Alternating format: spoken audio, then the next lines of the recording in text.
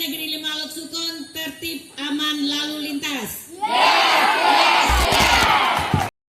Melalui program Police Goes to School, unit Kamsel Satlantas Polres Aceh Utara hadir di SMP Negeri 5, Loksukon untuk memberikan penyuluhan keselamatan berlalu lintas kepada para pelajar.